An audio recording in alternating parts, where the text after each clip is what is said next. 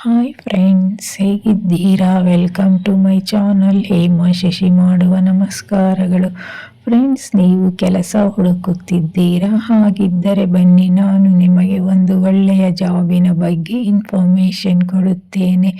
ಆ ಜಾಬ್ ಯಾವುದೆಂದರೆ ಫ್ರೆಂಡ್ಸ್, ಮಹಿಳಾ ಮತ್ತು ಮಕ್ಕಳ ಕಲ್ಯಾಣ ಇಲಾಖೆಯು ಹೊರಡಿಸಿರುವ ಅಂಗನವಾಡಿ ಕಾರ್ಯಕರ್ತೆಯರ ಉದ್ಯೋಗವಾಗಿರುತ್ತದೆ. ಫ್ರೆಂಡ್ಸ್, ಏಜ್ ಲಿಮಿಟು 18 ವರ್ಷದಿಂದ 35 ವರ್ಷದ ಒಳಗಿರಬೇಕು. ಫ್ರೆಂಡ್ಸ್, ಎಜುಕೇಷನ್ನು PUC ಅಥವಾ SLC ಆಗಿದ್ದರೆ ಸಾಕು.